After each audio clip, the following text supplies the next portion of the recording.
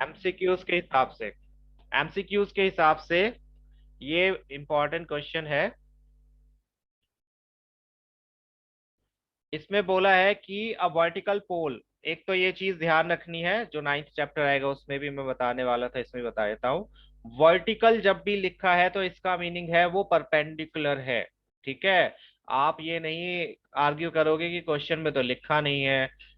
कोई भी बिल्डिंग होती है, कोई भी वर्टिकल पोल है, कोई भी माउंटेन बोला हुआ है वर्टिकल, तो आप उसको हमेशा परपेंडिकुलर ही कंसीडर करोगे। टेंथ क्लास में, आगे क्लासेस में जाके उनमें क्वेश्चंस आ जाएंगे कि वो आगे को इंक्लाइंड है डिक्लाइंड है, वो अलग चीज है, वो आपके कोर्स में बिल्कुल नहीं है। आपको जब भी वर्टिकल लिखा होगा तो उसे 90 डिग्री का ही मानना है on the plain ground. Fine. So यहाँ पर उन्होंने बोला है vertical pole of length 6 metre cast a shadow 4 metre long on the ground. ये आपने एट्थ क्लास को में अगर क्वेश्चन याद है तो उस टाइप का ही क्वेश्चन है, कुछ कुछ एट्थ क्लास का याद होगा, प्रोपोर्शन वाला। उसी टाइम पर टॉवर जो है, एक टॉवर, वो शैडो कास्ट करता है 28 मीटर्स की। ये सपोज करो ये वर्टिकल टॉवर है जिसकी 6 मीटर की कास्ट हो रही है शैडो, नहीं 6 मीटर का वर्टिकल पोल है और 4 मीटर की इसकी हाँ शैडो है। और जो दूसरा टॉवर है उसकी हमें लेंथ नहीं पता है, हाइट नहीं पता है, बट इसकी जो शैडो की लेंथ है वो कितनी है, 28 metres. We need to find the height of tower, हमें ये हाइट फाइंड आउट करनी है। तो ऐसे क्वेश्चंस में आपको दो साइड्स तो दे नहीं रखी किसी भी ट्रायंगल की, तो you can not apply Pythagoras theorem. आपको देखते ही ये लगेगा कि पाइथागोरस थ्योरम है, नहीं। तो हम क्या करेंगे इसमें, हम इसमें सिमिलरिटी का यूज करेंगे। अगर ये दोनों ट्रायंगल सिमिलर हो जाएंगे तो इनकी साइड्स का रेशियो हम इक्वल रख सकते हैं, और जब साइड्स का रेशियो इक्वल होगा तो उससे हमारे पास टॉवर की हाइट भी आ जाएगी। इन दोनों को सिमिलर प्रूफ करने के लिए आपके पास क्या क्या चीजें हैं, क्या आप बता सकते हो? इन दोनों ट्रायंगल्स को सिमिलर प्रूफ करने के लिए क्या क्या एलिमेंट्स आपके पास हैं? 90 degree angle, exactly 90 degree angle है। और दूसरा होगा angle of sun. Angle of sun क्या होता है? थीटा। थीटा क्यों इक्वल होगा अक्षत, उसका रीजन बताना पड़ेगा, क्वेश्चन में तो गिवन नहीं है। एंगल ऑफ सन का मतलब है एक टाइम पर, एट द सेम टाइम लिखा है, मींस उसी टाइम पर। वाई सलोनी, रीजन उसका बताना पड़ेगा। ठीक है, तो उसका रीजन हम लिखते हैं एंगल ऑफ सन, एक टाइम पर एंगल ऑफ सन एक ही होता है। अभी फिलहाल इतना ही समझो। अगर हम 4 बजे की बात कर रहे हैं तो 4 बजे इस टॉवर के लिए जितना एंगल होगा, इस टॉवर के लिए भी इतना ही एंगल होगा सन का।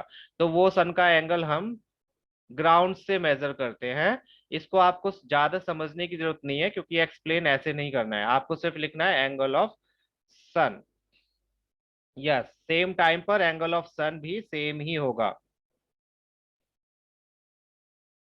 सेम टाइम लिखा है तो एंगल ऑफ सन, यानी कि सपोज करो यहाँ पे अगर सूरज है, सूरज कहीं पर है ऊपर, तो उसका जो एंगल यहाँ पर बनेगा और यहाँ पर बनेगा वो सेम ही माना जाता है अर्थ पर।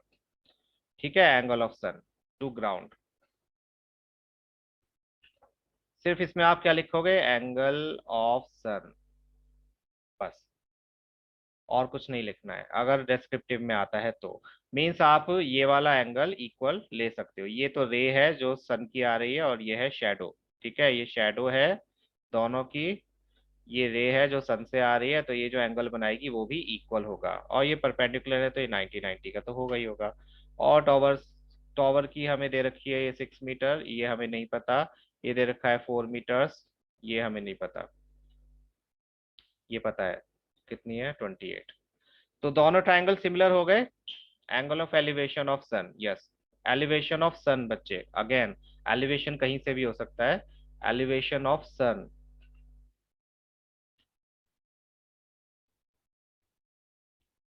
फाइन, तो ये दोनों ट्राइंगल सिमिलर हो गए या नहीं हो गए? हाँ या ना? दो एंगल्स इक्वल है तो क्या ये सिमिलर होंगे? सिमिलर होंगे। जब ये सिमिलर होंगे तो इनकी साइड्स का रेशियो कैसा होगा? इनकी साइड्स का रेशियो इक्वल होगा, कॉरस्पॉन्डिंग साइड्स का रेशियो उनको इक्वल रख देते हैं एंड हमको मिल जाएगा हमारा जवाब। चलिए करते हैं।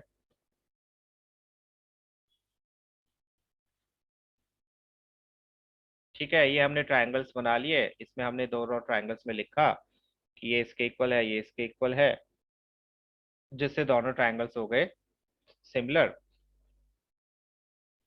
यहाँ पर आप लिख रहे हो मैंने एंगल ऑफ सम क्यों नहीं लिखा, क्योंकि मैंने यहाँ पर उसको बता दिया है। आप यहाँ पर ऐसे लिखो या यहाँ पर एंगल ऑफ सन लिखो, एक ही बात है। ठीक है।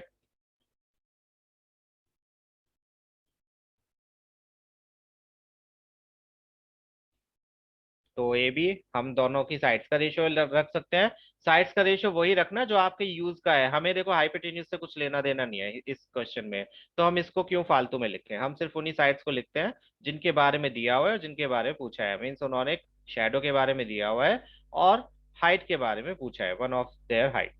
तो उनको लिया हमने A B upon P Q equals to B C upon Q R, जिसमें से ए बी की वैल्यू हमें नहीं पता बट बी सी की वैल्यू पता है, which is 28 metres. P Q की वैल्यू पता है और क्यू आर की वैल्यू भी पता है। पुट किया और ए बी की वैल्यू आ गई 42 मीटर्स। सो यहाँ पर हम कह सकते हैं कि height of tower is 42 metres. 6 सत्ते 42, 6 सेवन्स आर 42 और 7 सिक्सेस आर 42। क्लियर? ऐसा क्वेश्चन एमसीक्यूज में बहुत आएगा इस टाइप का, जो आपको कंफ्यूज कर सकता है। ये क्वेश्चन एक आपके एग्जाम्पल में भी दे रखा होगा, और ये कंफ्यूज इसलिए करेगा क्योंकि एक तो ऐसा पूरा चैप्टर आपका नाइन्थ चैप्टर है, चलो वो इस बार नहीं आ रहा है इसलिए कंफ्यूजन उससे तो नहीं होगी, लेकिन बीपीटी के भी कुछ क्वेश्चंस होते हैं ऐसे, बेसिक प्रोपोर्शनल थ्योरम के, बेसिक प्रोपोर्शनल थ्योरम के भी कुछ ऐसे क्वेश्चंस होते हैं। उसकी एक फिगर में बना के दिखा देता हूँ कैसे होते हैं। आस्किंग हॉरिजॉन्टल, हॉरिजॉन्टल क्या बच्चे, हॉरिजॉन्टल फाइंड आउट कर रहे हो तब भी एंगल तो सेम ही होंगे, इक्वल। ये तो हॉरि देखो, अगर शैडो कास्ट हो रही है तो कुछ तो खड़ा ही होगा यहाँ पर, है ना, कोई चीज तो इरेक्टेड होगी, वेदर इट्स पोल और बिल्डिंग और वॉट एवर, तो 90 डिग्री का एंगल तो होगा ही होगा। और अगर नहीं दे रखा है 90 डिग्री का तो वो कुछ और देंगे जिससे आप सिमिलर प्रूव कर सको। Yes Vinayak, it is important. ऐसा तो नहीं लिखेंगे एक टॉवर वर्टिकली, सॉरी हॉरिजॉन्टली है, दैट मेक्स नो सेंस। तो वो अगर ये भी पूछना चाह रहे हैं, अगर हो सकता है उन्होंने दोनों टॉवर्स की हाइट दे रखी होती है, एक पोल की भी और टॉवर की भी, और वो ये पूछ रहे होते हैं हॉरिजॉन्टल डिस्टेंस, तो उस केस में आप करते तो यही, एंगल्स तो सेम ही रहते, एंगल्स चेंज नहीं होते।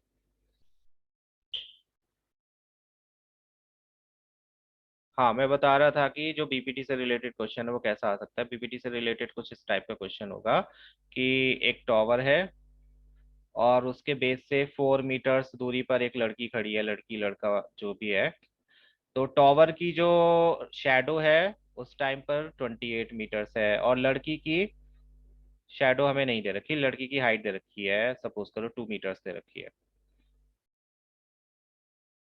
इस तरह से।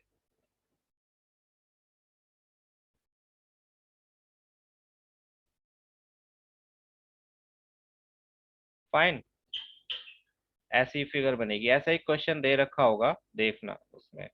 तो आपको लड़की की शैडो फाइंड आउट करनी है या फिर ये डिस्टेंस फाइंड आउट करना है, वो मैं एमसीक्यूज में दे दूंगा तब आपको पता चल जाएगा।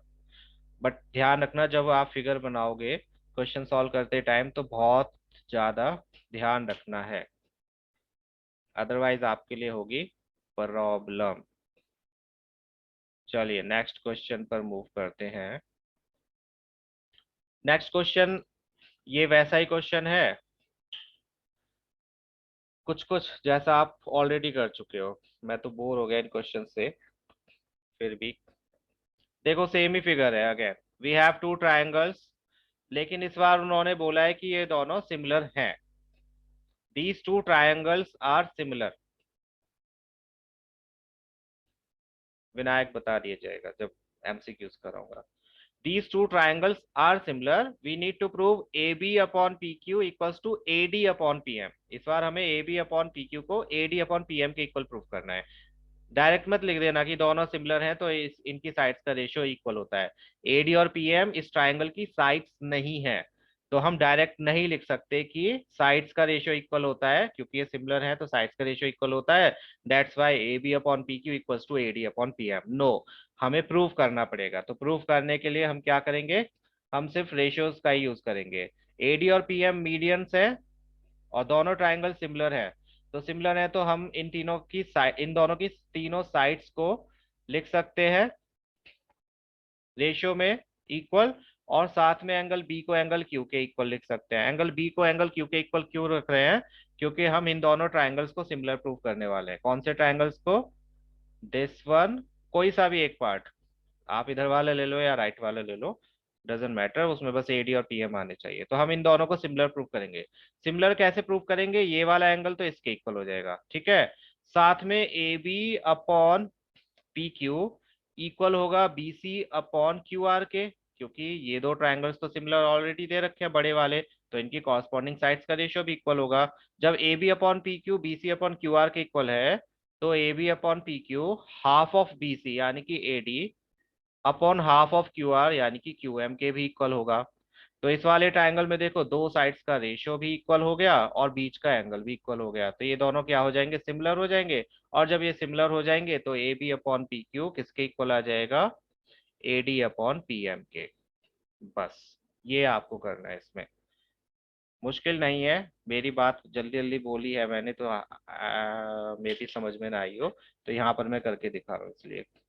पहले हम एंगल बी को एंगल क्यू के इक्वल लिख सकते हैं, लिख सकते हैं या नहीं लिख सकते हैं, जब दोनों ट्रायंगल सिमिलर दे रखे हैं तो इनके कॉरस्पॉन्डिंग एंगल्स भी इक्वल होंगे। अगेन प्लीज ये गलती मत करना, बहुत बच्चे आप कर रहे हो कि आप ट्रायंगल में उस चीज को काउंट कर लेते हो जो उसकी पार्ट है ही नहीं। जैसे कि कई बच्चे ए बी सी, अभी वही मैं एक्सप्लेन कर रहा था कि ए बी सी और पी क्यू आर में A D and P M इसके पार्ट नहीं है, मींस साइड्स नहीं है, इसके एंगल्स नहीं है, ये सिर्फ मीडियंस हैं, तो इनको हम ट्रायंगल के साइड्स में इंक्लूड नहीं करते हैं। फाइन, तो हम क्या करेंगे, सिर्फ ये दो ट्रायंगल सिमिलर प्रूव करेंगे जो ऑलरेडी आप 3-4 क्वेश्चंस में कर चुके हो। तब भी नहीं समझ आ रहा है तो देखो, हमने पहले एंगल बी को एंगल क्यू के इक्वल लिख लिया, जो कि हो सकता है क्योंकि दोनों ट्रायंगल सिमिलर हैं।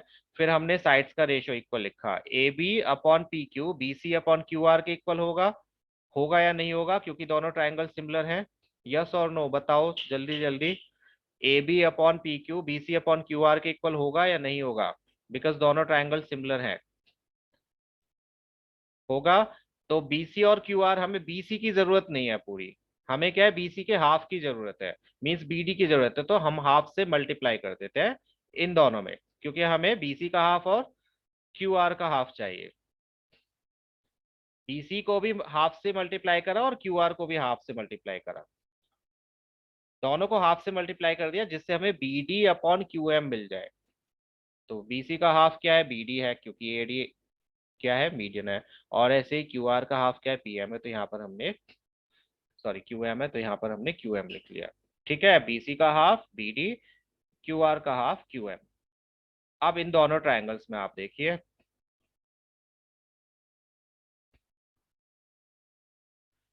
ये वाले ट्रायंगल्स में ये दो साइड्स का रेशियो तो इक्वल हमने प्रूव कर दिया, A B upon P Q equals to B D upon Q M. और इनके बीच का एंगल भी हमने इक्वल प्रूव कर दिया, ये वाला बी और क्यू। यहाँ पर जब दो साइड्स का रेशियो और उनके बीच का एंगल इक्वल है तो दोनों ट्रायंगल कैसे हो जाएंगे, सिमिलर हो जाएंगे by S A S similarity criteria से। यस और नो, सिर्फ these two triangles, these once. Chatting box में कुछ प्रॉब्लम हो रही है तो मैं बार बार ओपन नहीं कर पा रहा हूँ, please. P and Q R equal, खुद ही बताओ तुम, अक्षत। अगर ये दो ट्रायंगल सिमिलर हैं, सपोज करो मैंने लिखा A B C, P Q R के सिमिलर है, तो इसमें हम क्या क्या एलिमेंट्स कहेंगे कि इक्वल है या प्रोपोर्शनल है। खुद आंसर आप ही दो, मैं नहीं दूंगा इसका। अगर दो ट्रायंगल सिमिलर हैं तो इसमें क्या क्या एलिमेंट्स इक्वल या प्रोपोर्शनल होंगे, सीपीएसटी जिसको आप लोग बोलते हो। No, everything would not be equal Gauri, सिर्फ एंगल्स इक्वल होंगे, रेशियो इक्वल होगा।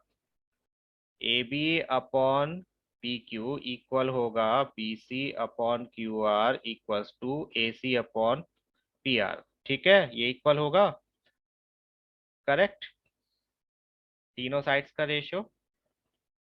यस, और कॉरस्पॉन्डिंग एंगल्स भी तो इक्वल होंगे, ट्राइंगल सिमिलर हैं तो कॉरस्पॉन्डिंग एंगल्स भी तो इक्वल होते हैं। एंगल बी एंगल क्यू के इक्वल होगा, एंगल सी एंगल आर के इक्वल होगा, और एंगल ए एंगल पी के इक्वल होगा। भूल गए ये property? Yes Gauri, ratio equal, sides equal नहीं कहोगे, है ना। कभी कोई कहने लगे साइड्स भी इक्वल होती हैं सिमिलर ट्रायंगल्स की, no, sides are not equal, sides का रेशियो इज इक्वल। अक्षर समझ आया? जब ट्रायंगल सिमिलर होते हैं तो उनके एंगल्स, कॉरस्पॉन्डिंग एंगल्स भी इक्वल होते हैं।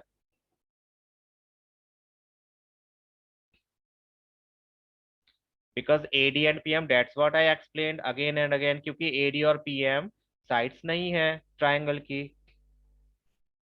हमें तो ये छोटे ट्रायंगल सिमिलर प्रूव करने हैं।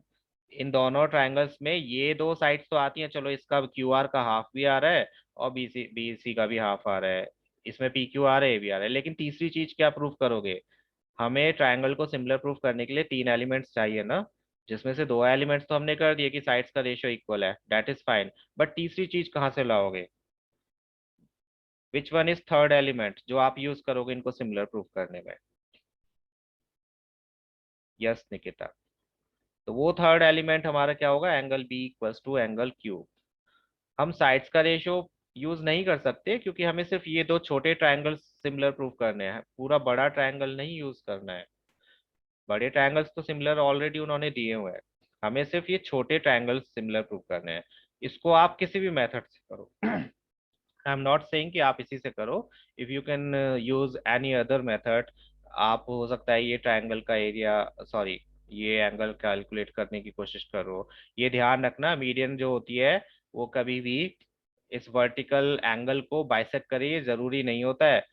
कभी किसी ने बोल रखा हो या आपके दिमाग में हो, मीडियन ट्राइंगल को दो इक्वल पार्ट्स में डिवाइड करती है, that is correct. Median opposite sides को दो इक्वल पार्ट्स में डिवाइड करती है, that is also correct, but median vertical angle को भी टू इक्वल पार्ट्स में डिवाइड करेगी, नॉट नेसेसरली। तो हमें सिर्फ ये दो ट्राइंगल्स कॉन्ग्रुएंट नहीं, सॉरी, सिमिलर प्रूफ करने थे, दैट्स वाई हमने दो साइड्स का रेशियो लिया, ये वाला और ये वाला, इसकी तो कोई वैल्यू ही नहीं है इन दोनों ट्राइंगल्स में, ये तो इंक्लूडेड ही नहीं है। और ए डी और पी एम हमें प्रूव करना है, तो इनको हम ले नहीं सकते, क्वेश्चन में दिया भी नहीं है कि इनका रेशियो इक्वल है। सो हमारे पास ऑप्शन क्या बचा कि हम एंगल बी को एंगल क्यू के इक्वल कर दें, जो कि है actually angle B equals to angle Q. तो ये दोनों ट्रायंगल सिमिलर प्रूव हो गए, दोनों ट्रायंगल सिमिलर प्रूव हो गए, तो इनके साइड्स का रेशियो भी क्या होगा? इक्वल होगा, कॉरस्पॉन्डिंग साइड्स का ratio means A B upon इसका ए बी अपॉन इसका पी क्यू इक्वल्स टू इसका ए डी अपॉन इसका पी एम। ये हो गया प्रूफ। फाइन, छोटा सा क्वेश्चन है, ज्यादा मुश्किल नहीं है, आप मीडियन वाले कई बार क्वेश्चन कर चुके हो। मैं तो इसे करवाने ही नहीं वाला था, ये स्लाइड आ गई तो मैंने करवा दिया, अदरवाइज मैं ये आपको क्वेश्चन देता होमवर्क में करने के लिए।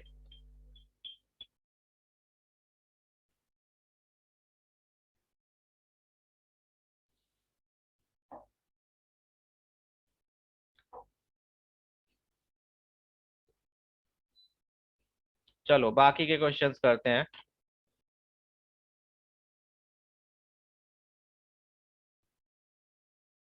बाकी क्वेश्चंस आप खुद ही करोगे। मैं आपको दूसरी थ्योरम बता रहा हूँ, ये थ्योरम प्रूव करने के लिए नहीं आती आएगी, आपको सिर्फ थ्योरम से रिलेटेड क्वेश्चंस आएंगे। मोटिवेट लिखा है, दैट मीन्स इसके रिजल्ट से होने वाले क्वेश्चंस आएंगे।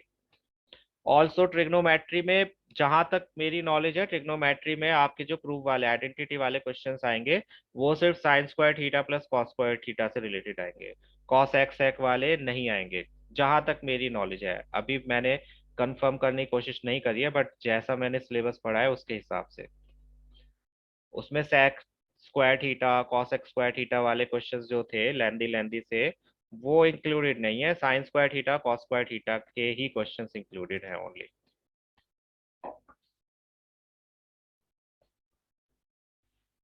यस सलोनी, सो उम्मीद तो यही है कि सिर्फ उसी से रिलेटेड क्वेश्चंस आएंगे। स्टिल आपको आइडेंटिटी देखो, ट्रिग्नोमेट्री में आपको ये खुश नहीं होना है कि ये नहीं आएगा वो नहीं आएगा, क्योंकि करना तो वो पड़ेगा आपको। 11th में करना है, फिर अगर अभी नहीं करोगे तो बेटर है कि अभी से नॉलेज लेके जाओ और 11th को थोड़ा इजी बना लेना, क्योंकि 11th में आपके पास बहुत सारी ऐसी चीजें होंगी जैसे 9th में थी, बोरिंग बोरिंग से चैप्टर्स और डिफिकल्ट चैप्टर्स। नो, मैम ने और करे हैं बच्चे, मैम तो बहुत कुछ करवाएंगे। Ma'am and sirs will do each and every question of every book, but I am just saying कि जो एनसीईआरटी सीबीएसई से सिलेबस आया उसके अकॉर्डिंग साइन थीटा और कॉस थीटा वाले ही question, sine square theta plus cos square theta जो last exercise थी उसमें उसी से रिलेटेड क्वेश्चंस आएंगे। सेक वाले sec square theta, cosec square theta, cot square theta, tan square theta, वो वाले क्वेश्चंस इंक्लूड नहीं होंगे स्ट्रिक्टली। ठीक है, लेकिन आपको करने हैं, करने सारे ही हैं। कॉम्प्लीमेंट्री वाली पूरी चैप्टर जो कॉम्प्लीमेंट्री एंगल से पूरा एक्सरसाइज हटा हुआ है, लेकिन आपको वो करना है क्योंकि 11th में आएगा। सो ये थ्योरम है, ये प्रूव करने के लिए नहीं आएगी। इसमें सिर्फ और सिर्फ क्या आएगा, इससे रिलेटेड क्वेश्चंस आएंगे जो कि एमसीक्यू के लिए बहुत यूजफुल है। एमसीक्यू में ऐसे क्वेश्चंस बहुत आते हैं इस थ्योरम से रिलेटेड। जब सिलेबस रिड्यूस नहीं हुआ था तब भी इससे ही रिलेटेड ज्यादातर क्वेश्चंस एमसीक्यूज में आते थे इस चैप्टर में से, क्योंकि यही एक ऐसा एक्सरसाइज है जिसमें कैलकुलेशन वाले क्वेश्चंस ज्यादा हैं, प्रूव वाले थोड़े से कम है। तो यहाँ पर आपको सिर्फ और सिर्फ थ्योरम में क्या समझना है, थ्योरम ये है कि अगर दो ट्रायंगल सिमिलर हैं, क्वेश्चन में गिवन है कि ये दो ट्रायंगल सिमिलर हैं, तो इनके एरिया का रेशियो इनकी कॉरस्पॉन्डिंग साइड्स के रेशियो के स्क्वायर के इक्वल होगा। ठीक है, Vagmi your camera is on.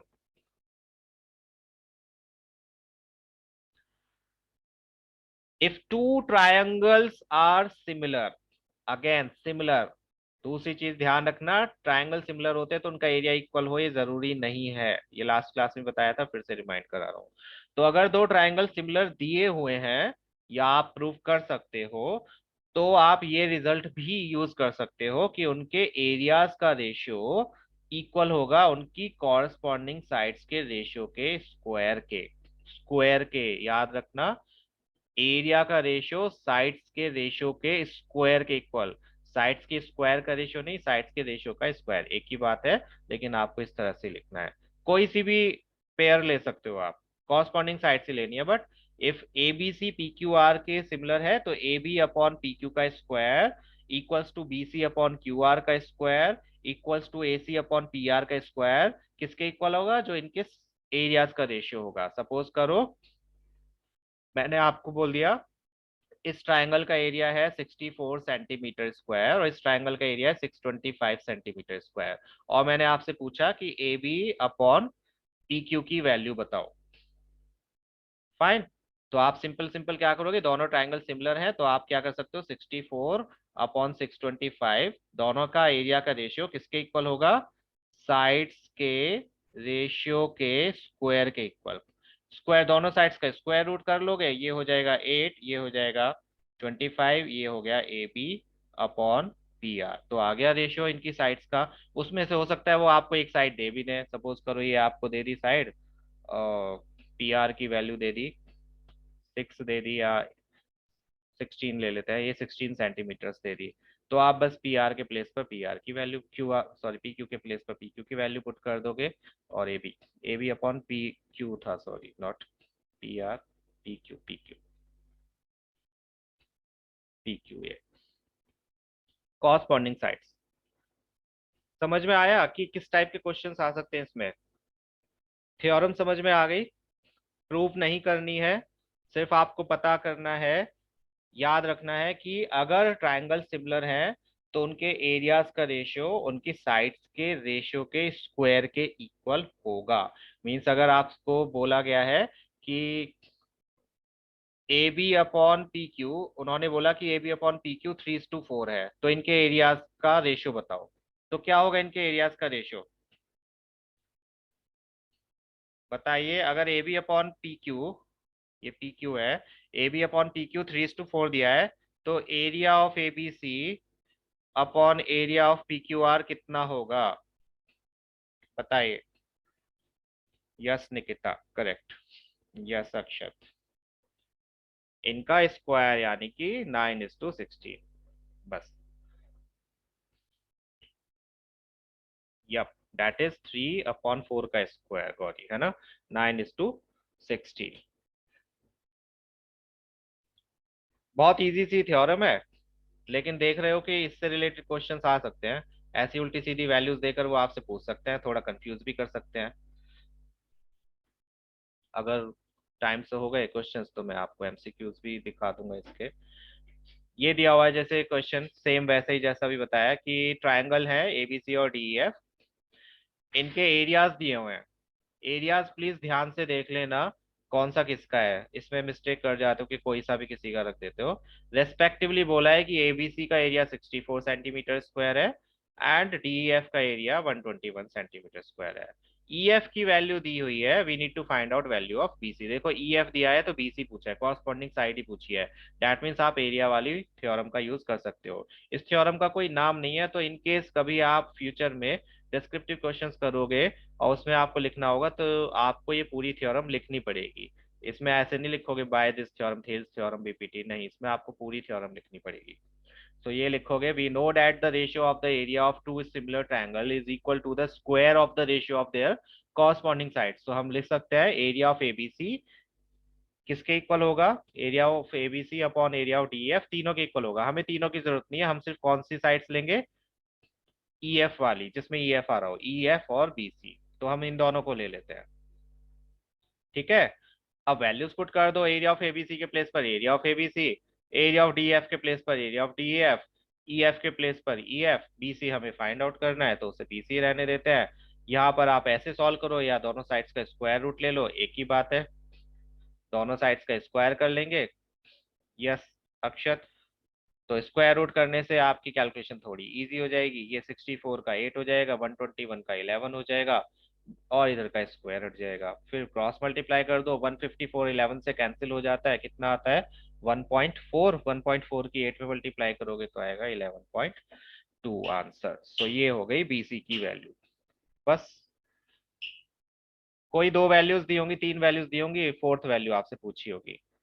Again याद रखना, कॉरस्पॉन्डिंग साइड्स का ही रेशियो रख सकते हो, ऐसे नहीं कि ए बी के साथ में कुछ भी पुट कर लिया। ऐसा कोई क्वेश्चन आएगा नहीं। लेकिन अगर दिया है तो या तो क्वेश्चन गलत है या फिर उससे रिलेट करके आपको उस साइड का कॉरस्पॉन्डिंग साइड्स की लेंथ निकालनी होगी, कुछ दिया होगा। ऐसे क्वेश्चन है नहीं, वैसे इतने मुश्किल नहीं है। इजी था, कोई मुश्किल किसी को प्लीज पूछ लो। अगर किसी को कोई भी दिक्कत आ रही है, किसी प्रकार का भी संशय है, डाउट है, तो कृपया करके क्लियर कर लो। हो सकता है टीचर पूरी एक्सरसाइज हटा दें।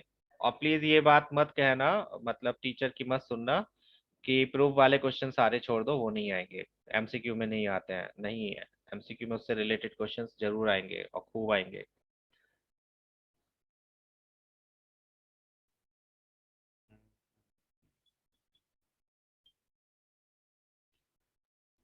चलिए तो नेक्स्ट क्वेश्चन देखते हैं।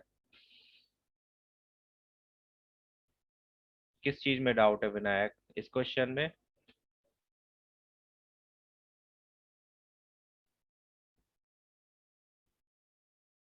साइंस क्लास की पार्ट 1, किस चीज का पार्ट 1 विनायक।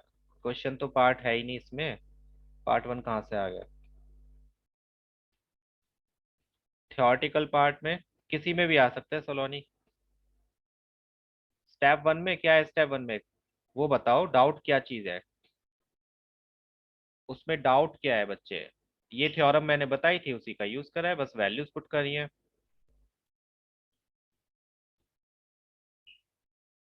ये तो मैंने थ्योरम ही बताई है कि एरिया का रेशियो साइड्स के रेशियो के स्क्वायर के इक्वल होता है, तो वही तो यूज करा है बस। बाद में वैल्यूज पुट करी है। अरे, और मैं इतनी देर से क्या बकवास कर रहा हूँ, बच्चे ध्यान से सुनते नहीं हो। बार बार बार बार बार बार क्या बोल रहा हूं मैं कि एरिया का रेशियो कॉरस्पॉन्डिंग साइड्स के रेशियो के स्क्वायर के इक्वल होता है। ध्यान से क्यों नहीं सुनते हो। बीसी अपॉन ईएफ क्यों लिया, क्योंकि बीसी के साथ में ईएफ आ रहा है। कॉरस्पॉन्डिंग साइड्स क्या है, यहाँ का अगर बीसी लेंगे तो यहाँ का हमें ईएफ ही लेना होगा। अगर फर्स्ट स्टेप समझ आ गया तो ये स्टेप क्यों नहीं समझ आ सकता? दोनों सेम ही तो हैं। रटने की कोशिश मत करो प्लीज क्वेश्चंस को। अगर सेम स्टेप्स में कंफ्यूजन हो रहा है इसका मतलब ये है कि आप ओवरऑल देख रहे हो, उसको समझने की कोशिश नहीं कर रहे हो, आप रटने की कोशिश कर रहे हो कि यहाँ तो हमने 3 लिए थे, यहाँ पे एक क्यों आ गया। अब वो 3 आपने ये नहीं देखे कि हम तीनों सेम ही चीज को लेकर चल रहे हैं। रेशियो ऑफ कॉरस्पॉन्डिंग साइड, तो यहाँ पर हम कुछ भी लिख सकते हैं, कोई सी भी कॉरस्पॉन्डिंग साइड्स का रेशियो लिख सकते हैं, whether it's A C upon D F, whether it's A B upon D और B C upon E F. अगर आपने ये चीज समझ ली है तो इसे तो समझने में कोई प्रॉब्लम ही नहीं होनी चाहिए। यस और नो?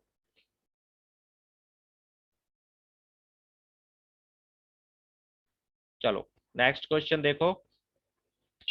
डायगोनल ऑफ ट्रेपीजियम, ये इंपॉर्टेंट क्वेश्चन है। इसमें आपको बताना है ratio of areas of AOB and COD. तो ऐसे क्वेश्चन में ध्यान रखना, आपको पहले सिमिलर प्रूफ करना है। सिमिलर प्रूफ करने के बाद में जब भी आपको ट्रपीजियम दिया हो और ऐसे डायगोनल्स इंटरसेक्ट कर रहे हो तो समझ जाओ कि आपको सिमिलरिटी का या पीपीटी का यूज करना है। पीपीटी वाला तो आप करोगे तो आपके लिए मुश्किल होगी, तो बेटर है सिमिलरिटी का यूज करो। सिमिलरिटी का यूज किस लिए करोगे? आपको यहाँ पर बताना है ratio of areas of AOB and COD. AOB और सीओडी के एरिया का रेशियो बताना है। अब एरिया का रेशियो फाइंड आउट करने के लिए हमें इनकी साइड्स का रेशियो पता होना चाहिए, जो कि क्वेश्चन में दिया हुआ है। A B upon C D किसके इक्वल है? 2/1 के। फाइन। तो यस गौरी, 3 मार्क्स में भी आ सकते हैं, 1 मार्क्स में, वो डिपेंड करेगा कि एमसीक्यू भी किस टाइप के आएंगे। ये मेरे हिसाब से तो टू टू मार्क्स का क्वेश्चन है, वैसे 3 मार्क्स का नहीं है। तो हमें सिर्फ क्या करना है? सिमिलर प्रूफ करना है। हम डायरेक्ट नहीं रख सकते, ऐसे ही मत रख देना कि ए बी और सी डी का रेशियो 2:1 है तो एरिया का रेशियो 4:1 हो जाएगा। नो, क्योंकि यहाँ पर उन्होंने कहीं भी सिमिलर ट्रायंगल्स नहीं बोला है कि ये दोनों सिमिलर हैं। तो हमें पहले इन दोनों को सिमिलर प्रूफ करना पड़ेगा। और दोनों को सिमिलर प्रूफ करने के लिए आपने ऑलरेडी बहुत सारी चीजें ऐसी कर रखी हैं। इन दोनों को सिमिलर प्रूफ करने के लिए वर्टिकली अपोजिट एंगल्स इक्वल ले सकते हो, ऑल्टरनेट एंगल्स इक्वल ले सकते हो, है ना, क्योंकि पैरेलल साइड्स हैं। तो हम पहले दोनों को सिमिलर प्रूफ कर लेते हैं। Angle O D C equals to O B A, alternate interior angles. O C D O A B के equal, that is also interior alternate interior angles का पेयर।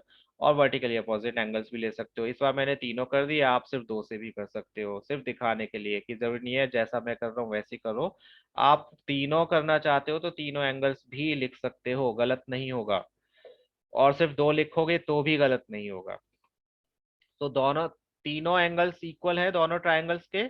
जब तीनों एंगल्स इक्वल है, सही है गौरी, तो आपको अच्छे मार्क्स मिल गए होंगे।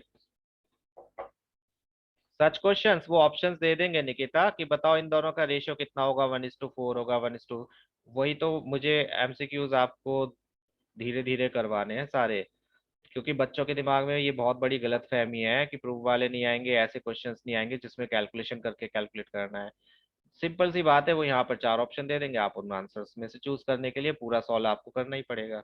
एमसीक्यू का क्यू का मीनिंग ये बिल्कुल नहीं होता है कि बहुत छोटे छोटे क्वेश्चंस होंगे हमें सिर्फ ऑप्शंस टिक करने हैं। नो, एमसीक्यूज में वो कैलकुलेशन वाले क्वेश्चंस देंगे जिसमें आपको प्रूव करके भी देखना पड़ेगा, सॉल्व करके भी देखना पड़ेगा।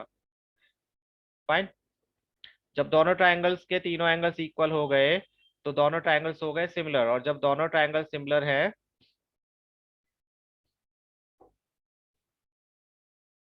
यस, दोनों ट्रायंगल सिमिलर है तो उसके बाद में क्या हो जाएगा? इनके एरिया का रेशियो इनकी साइड्स के रेशियो के इक्वल।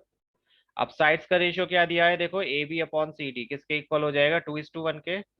आप जब सी डी को इधर ले आओगे तो ये 2:1 हो जाएगा, या फिर आप ए बी के प्लेस पर 2 CD लिख सकते हो, एक ही बात है। सी डी से सी डी कैंसिल हो जाएगा तो 2:1 हो जाएगा।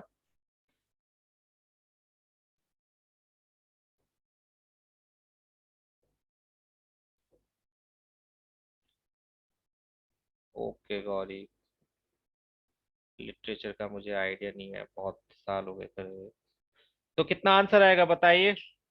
4:1 प्लीज। आंसर करेक्ट लिख के आना, कभी इसको सुंदर लिखने के उसमें 1:4 लिख दो। उन्होंने पूछा है area of AOB and COD, तो उसी ऑर्डर में होना चाहिए, पहले एओबी फिर सीओडी। एओबी का सीओडी से रेशो 4:1। अगर आपने 1:4 लिख दिया तो आंसर हो जाएगा गलत। प्लीज इसका बहुत ध्यान रखना, ये मैंने नाइन्थ क्लास में भी आपको बताया था। जब हम रेशियो लिखते हैं या फिर जब हम कोई वैल्यू लिखते हैं तो उसमें हम पहले वो चीज लेंगे जिसका जिक्र क्वेश्चन में पहले किया गया है। अगर उन्होंने एओबी एंड सीओडी का रेशियो पूछा है तो आप एओबी और सीओडी का दोगे, अगर सीओडी और एओबी का पूछा है उस केस में आंसर 1:4 आता। और अगर कुछ भी नहीं बोला है तो क्वेश्चन में कुछ ना ऐसे तो लिखा ही होगा कि पहले ट्रायंगल किसकी बात हो रही है, एओबी की बात हो रही है तो आप एओबी लोगे। एओ एंड सीओ क्या चीज ले सकते हो अक्षर? एओ एंड सीओ क्या चीज? इक्वल या फिर रेशियो इक्वल, क्या लेना चाह रहे हो ए और सीओ को? एंड क्यों लेना चाह रहे हो?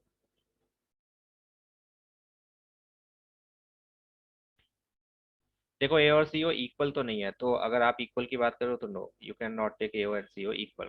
कॉरस्पॉन्डिंग साइड्स हाँ ले सकते हो, बिल्कुल ले सकते हो, कोई सी भी साइड ले सकते हो, लेकिन आपको ए और सी ओ का पता नहीं है ना। आपको ए और सी ओ के बारे में तो पता नहीं है कि उनका रेशियो क्या है, 1:2 है या 2:3 है। रेशियो इक्वल है ये तो पता चल गया कि A O equals to B O या C O equals to D O whatever. लेकिन हम वो साइड्स लेंगे ना जिसकी इंफॉर्मेशन हमें क्वेश्चन में दी है, जिससे हमें रेशियो का पता चलेगा। तो हम ए बी और सी डी को ही लेंगे क्योंकि यहाँ पर उन्होंने ए बी और सी डी का रिलेशन दिया है, ए और बी ओ के बारे में कुछ नहीं बोला हुआ, ए और सी ओ के बारे में कुछ नहीं बोला हुआ। तो हम ए और सी ओ को नहीं लेंगे। अगर आप ए और सी ओ यहाँ पर लिखना चाहते हो तो पहले आपको ऊपर लिख कर दिखाना होगा कि A O upon C O equals to A B upon C D. तो क्यों लेंथी बनाओ क्वेश्चन को जब आपको सिंपल सामने वैल्यूज दे रखी हैं। तो क्वेश्चन को लेंथी, सॉल्यूशन को लेंथी बनाने का कोई मतलब नहीं होता है। फाइन, इजी क्वेश्चन था, एमसीक्यूज में कैसे आ सकता है पता चल गया। यहाँ पर चार ऑप्शन दे देंगे, उसमें 1:4 भी होगा, 4:1 भी होगा, बच्चे खुश हो जाएंगे, 1:4 जल्दी जल्दी में लगा देंगे और वो हो जाएगा गलत। जबकि उन्होंने पूछा है एओबी और सीओडी का तो 4:1 ही लिखना है। या फिर वो ये भी पूछ सकते हैं दोनों के एरिया के रेशियो का सम कितना होगा, क्या न्यूमेरिकल वैल्यू देंगे उनका सम जो होगा, रेशियो का सम जो होगा, तो उस केस में आप 5 आंसर दोगे। Different different question, tricky question जो होंगे बिल्कुल इजी, लेकिन आप नहीं कर पाओगे क्योंकि आप एक्सपेक्ट नहीं कर रहे थे ऐसे क्वेश्चंस कि इतना इजी भी कुछ पूछ सकते हैं या ऐसा भी पूछ सकते हैं। ऐसा भी पूछ सकते हैं, बहुत बार पूछा भी है जिसमें बच्चे गलत कर देते हैं। वो ये भी पूछ सकते हैं find the numerical value of sum of their ratios. तो आधे तो यहीं पर कंफ्यूज हो जाते हैं कि ये क्या बला होती है न्यूमेरिकल वैल्यू। उन्होंने साफ साफ बोला है कि आप न्यूमेरिकल वैल्यू यानी एक नंबर बताओ जो किसको रिप्रेजेंट करता हो, उनके रेशियो के सम को, मीन्स 4+1। तो उस केस में आप 5 आंसर दोगे अगर ऑप्शन में 5 दिया हुआ है तो। या डिफरेंस ऑफ देयर रेशियोज भी पूछ सकते हैं, numerical value of difference of their ratios 4 में से 1 माइनस करके। तो कुछ भी क्वेश्चन दे सकते हैं, इजी होंगे लेकिन अनएक्सपेक्टेड होंगे, इस वजह से आपके गलत हो जाएंगे। तो ध्यान से लैंग्वेज को पढ़ना, क्वेश्चन को पढ़ना कि पूछा क्या है एक्चुअली में। पता चला पूछा कुछ और है और आप अरे ये तो वो वाला क्वेश्चन है बुक वाला, जल्दी जल्दी में वो ऑप्शन भी वो वाला दे देंगे जो बुक वाला भी था आपको कंफ्यूज करने के लिए, और आपका हो जाएगा गलत। गलत तो बच्चे होंगे, जरूर होंगे, गलत कैसे नहीं होने दोगे। तो रिक्वायर्ड रेशियो इज 4:1। चलो आगे, ये क्वेश्चन इंपॉर्टेंट हुआ करता था, अब है या नहीं आई डोंट नो। और ये नाइन्थ क्लास में भी था, नाइन्थ क्लास में हमने जब किया था, नाइन्थ क्लास में एरिया वाला चैप्टर आपके में नहीं था तो उसमें शायद नहीं आया था। यस, उन्होंने पहले ही बोल दिया है सीबीएसई वालों ने कि लास्ट ईयर की तरह, क्योंकि इस बार हम एमसीक्यूज दे रहे हैं तो इसका मतलब है कंपटीशन टफ रहेगा थोड़ा सा, कॉम्पिटेंस आपकी बढ़ाई जाएगी, जो आपके बेसिक नॉलेज है जो भी आपने पढ़ा है उसको ठीक से परखा जाएगा। तो बी रेडी। और इस बार उन्होंने एग्जाम्पलर भी सजेस्ट करी है। अगर आपने देखा है सिलेबस जो लिखा है उसमें उन्होंने जो बुक्स रेफर करी है उसमें एग्जाम्पलर भी लिखा है, हर बार नहीं लिखा आता, तो एग्जाम्पलर के क्वेश्चंस हर बार नहीं आते थे, इस बार एग्जाम्पलर के क्वेश्चन सिर्फ रेफर करने के लिए, करने के लिए नहीं है। रेफर करने का मतलब है कि उसमें जो क्वेश्चंस हैं रिलेटेड टू योर सिलेबस उनकी प्रैक्टिस कर सकते हो, रेफर है उसमें से एग्जाम नहीं आने वाला है। कभी सोचो कि इसके क्वेश्चंस तो इतने मुश्किल हैं, वो आ जाएंगे। उसके एमसीक्यूज मैंने आपसे पहले ही बोल दिया था, उसके एमसीक्यूज कर लेना। एमसीक्यूज बहुत सारे ऐसे हैं जो आ सकते हैं, जो आपके एनसीईआरटी से रिलेटेड है, वो कर लेना। ये वाला क्वेश्चन देखो मैं बता देता हूँ, इतना मुश्किल नहीं है, लेकिन इसमें कंस्ट्रक्शन है। ये नाइन्थ क्लास में भी क्वेश्चन है सेम ऐसा ही, अगर आपने कभी देखा हो। यहाँ पर आपको एक ट्रेपीजियम दिया है जिसमें साइड्स का जो इसके डायगोनल्स हैं वो ओ लाइन पर इंटरसेक्ट कर रहे हैं। फाइन। नाइन्थ क्लास वाले बच्चे थोड़ी देर वेट करो, बैठे रहो, अभी टेंथ की क्लास चल रही है। सो हमें प्रूव करना है एओ अपॉन डीओ इक्वल को एरिया ऑफ रेशियोज के इक्वल। देखो स्क्वायर नहीं है सबसे पहली बात तो। कभी खुश हो जाओ कि अरे एरिया को सिर्फ साइड्स के रेशियो के तो इक्वल करना है। एरिया का रेशियो साइड्स के रेशियो के स्क्वायर के इक्वल होता है, साइड्स के रेशियो के इक्वल नहीं होता है। तो हमें क्या करना है, ए बी सी का एरिया, ये वाला, अपॉन बी डी सी का area equals to A O upon D O. तो इसमें आप करोगे कंस्ट्रक्शन। कंस्ट्रक्शन क्या होगी, आप इस वर्टेक्स से, ए वर्टेक्स से एक परपेंडिकुलर ड्रॉ करोगे और डी वर्टेक्स से एक परपेंडिकुलर ड्रॉ करोगे। क्यों करोगे, जिससे कि आपके पास ये दो ट्रायंगल्स बन जाएं जिसमें एओ भी आ रहा है डीओ भी आ रहा है, और इन दोनों ट्रायंगल्स को आप सिमिलर भी प्रूव कर सकते हो। कर सकते हो या नहीं कर सकते? ये दो ट्रायंगल सिमिलर प्रूव हो जाएंगे या नहीं हो जाएंगे? बताओ जरा क्या क्या एलिमेंट्स आप यूज कर सकते हो ए एल ओ और D O M D M O में। क्या क्या एलिमेंट्स आप यूज करोगे इन दोनों ट्रायंगल्स को सिमिलर प्रूव करने में? 90 का एंगल्स। यस, कर रहा हूँ निकिता, देखो 90 का एंगल होगा और दूसरा vertically opposite angles are equal. Exactly. जो वर्टिकली अपोजिट है, ऑल्टरनेट इंटीरियर एंगल नहीं है बच्चे इसमें कोई भी। लाइंस पैरेलल है लेकिन ऑल्टरनेट इंटीरियर एंगल कौन सा बन रहा है, ऑल्टरनेट तो ये वाला है, ये इस वाले ट्रायंगल में नहीं है।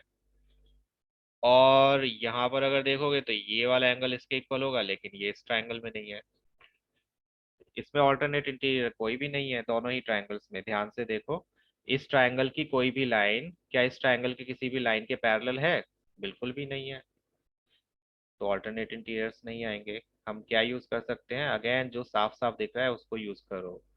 Vertically opposite angles, these angles would be equal. दो एंगल हो गए। यस, दो एंगल्स हो गए तो दोनों क्या हो जाएंगे, सिमिलर हो गए। जब ये सिमिलर हो जाएंगे तो क्या होगा, इनकी साइड्स का रेशियो इक्वल होगा। अभी हमें सिर्फ साइड्स का रेशियो इक्वल लेना है। चलो मैं करके ही दिखा देता हूँ, ध्यान से देखना, मुश्किल नहीं है लेकिन थोड़ा सा ट्रिकी कह सकते हो इसे। Show that area of ABC and area of DBC का जो रेशियो है वो एओ इज टू डीओ के इक्वल है। तो पहले हमने ये परपेंडिकुलर ड्रॉ कर लिए ऑपोजिट वर्टेक्स से, वर्टिसेस से। फिर इन दो ट्रायंगल्स में हमने दो दो एंगल्स ले लिए जो कि इक्वल है, और उससे ये हो गया हमारा सिमिलर। रीजन लिख देना। अब जब ट्रायंगल सिमिलर है तो इनकी कॉरस्पॉन्डिंग साइड्स का रेशियो भी इक्वल होगा। देखो हम सिर्फ किस किस का रेशियो लेंगे, A L M D and AO and DO का। एओ एंड डीओ हमें चाहिए इसलिए हमने एओ एंड डीओ लिया। ए एल एंड डीएम हमने क्यों लिया, क्योंकि इस ट्रायंगल का जो एरिया हम कैलकुलेट करेंगे उसमें परपेंडिकुलर यानी कि हाइट क्या है, ए एल है, और इस ट्रायंगल का जब हम एरिया फाइंड आउट करेंगे तो उसमें हाइट क्या होगी, डीएम होगी। दैट्स वाई हमने ये दो साइड्स लिए, हमने ये छोटी छोटी साइड्स नहीं ली क्योंकि ये हमारे लिए यूजफुल नहीं है। सो हमने ये दो साइड्स ले लिए, इन दोनों का रेशियो इक्वल हो गया। अब आते हैं एरिया पर। हमें पता है एरिया ऑफ एबीसी और एरिया ऑफ डीबीसी का रेशियो निकालना है, तो साथ में लेकर चलते हैं। Area of ABC half base into height के इक्वल होगा। मींस हाफ बेस क्या है बीसी और हाइट क्या है इसकी एएल। और एरिया ऑफ डीबीसी क्या होगा, हाफ बेस इंटू हाइट, यानी कि बेस इसका भी बीसी है लेकिन हाइट क्या है, डीएम है। फाइन। इसका एरिया लिखा, इसका एरिया लिखा, हाफ से हाफ कैंसिल, बीसी से बीसी कैंसिल, बचा क्या, A L upon D M. और A L upon D M किसके इक्वल है, एओ अपॉन डीओ के। ये हम ऊपर प्रूव कर चुके हैं। तो यहाँ पर ये आ गया एओ अपॉन डीओ के इक्वल। That's it. A L and D M equal नहीं है बच्चे। When did I say A L and D M equal है? इनका ratio A L and D M equal कहाँ बोला मैंने? A L and D M equal नहीं है, बिल्कुल भी नहीं है। हाइट ए एल, किसी भी ट्रायंगल में अगर हम परपेंडिकुलर ड्रॉ करते हैं, सपोज करो ये ट्रायंगल है, इसके वर्टेक्स से मैंने परपेंडिकुलर ड्रॉ किया ऑपोजिट साइड पे, तो क्या ये इस ट्रायंगल की हाइट नहीं होगी?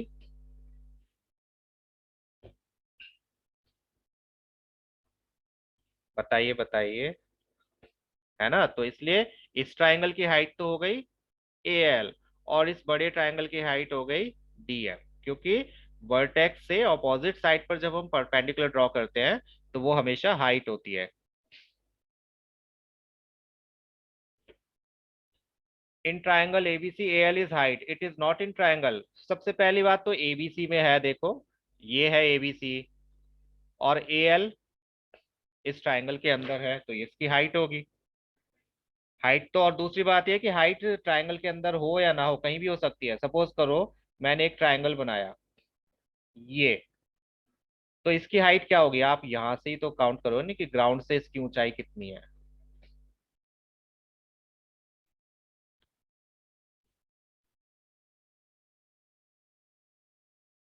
और A L is height of course. अगर आप ये कहना चाह रहे हो कि हमने रेशो में क्यों लिया ए एल को, तो रेशो में हमने क्यों नहीं ले सकते? हमने ये दो ट्रायंगल्स सिमिलर प्रूव करे हैं, ये दो ट्रायंगल्स पहले।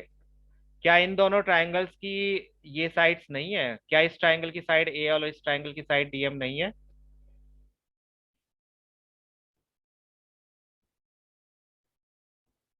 ए एल बी को तो हमने यूज ही नहीं करा बच्चे, ए एल बी को कहाँ यूज करा है? ए एल बी का तो कहीं नाम भी नहीं दिया मैंने। पहले मैंने सिर्फ ये दो ट्रायंगल सिमिलर प्रूव करे हैं। ये बात समझ आ गई या नहीं आई सलोनी, बताओ। ये दो ट्रायंगल सिमिलर प्रूव करे, यस और नो? यस। तो क्या इनकी कॉरस्पॉन्डिंग साइड्स का रेशियो इक्वल नहीं होगा? यस और नो? यस। तो क्या ये ट्रायंगल की एक साइड ए एल और इस साइड, इस ट्रायंगल की साइड डी एम, इसी ट्रायंगल की साइड ए ओ और इस वाले ट्रायंगल की साइड डी ओ के इक्वल नहीं होगी? हमने इसी ट्रायंगल, इन्हीं छोटे छोटे ट्रायंगल्स की साइड्स ली हैं, कॉरस्पॉन्डिंग साइड्स हो सकती हैं इक्वल, होंगी या नहीं होंगी? अगर ये दोनों ट्रायंगल सिमिलर है, होंगी, ठीक है। फर्स्ट हमने ये प्रूव कर दिया। फिर हमने सिर्फ और सिर्फ क्या किया है, हमने सिर्फ ट्रायंगल्स के एरिया को, ये जो मैंने यहाँ पर लाइन लिखी है ना, इसका सिमिलरिटी से कुछ लेना देना नहीं है। ये हमने सिर्फ क्या करा है, क्योंकि हमें एरिया का रेशियो चाहिए, तो मैंने पहले area of triangle ABC calculate किया। एरिया ऑफ ट्रायंगल एबीसी क्या होगा? Half base into height. Height क्या है जो हमने ड्रॉ करी है, ठीक है। सिमिलरिटी से लेना देना नहीं है इसका कुछ भी, हमने सिर्फ area of ABC find out करा है, जो कि होगा हाफ बेस इंटू हाइट। और फिर हमने एरिया फाइंड आउट करा बीसीडी का। बीसीडी का भी एरिया क्या होगा? हाफ बेस इंटू हाइट, इसकी हाइट ये है। फिर दोनों को डिवाइड कर दिया, क्योंकि हमें रेशियो चाहिए, तो हाफ से हाफ कैंसिल, बीसी से बीसी कैंसिल, बचा क्या? A L upon D M. और A L upon D M को हम ऑलरेडी किसके इक्वल प्रूव कर चुके हैं? ए ओ अपॉन डी ओ के। तो जब area of A B C upon area of B C D A L upon D M के इक्वल है, तो area of A B C upon area of B C D A O upon D O के भी equal होगा, क्योंकि A L upon D M किसके equal है? A O upon D O के। That's it. आया समझ में, या अभी भी डाउट है? इस वाले स्टेप में हमने सिमिलरिटी का कुछ नहीं किया है, ठीक है। कई होता है, आई नो, इसमें हमें लगता है अरे ये सिमिलरिटी में ये A L upon D M कहाँ से आ गया, A upon D O, no, इस ये हमने सिमिलरिटी नहीं, ये सिर्फ हमने दोनों के एरियाज को डिवाइड किया है, उसके बाद में हमने इस सिमिलरिटी के रिजल्ट से इसको प्रूव किया। फाइन।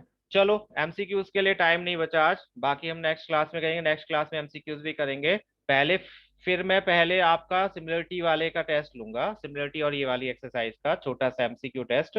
फिर हम करेंगे पाइथागोरस थ्योरम वाले क्वेश्चंस, वही बचे हैं बस, इसके बाद में पाइथागोरस थ्योरम वाले क्वेश्चंस हो जाएंगे, जो कि थोड़ी लेंथी एक्सरसाइज है और थोड़ा टाइम लेगी और थोड़ा सा परेशान भी करेगी। तो आज के लिए बस इतना ही।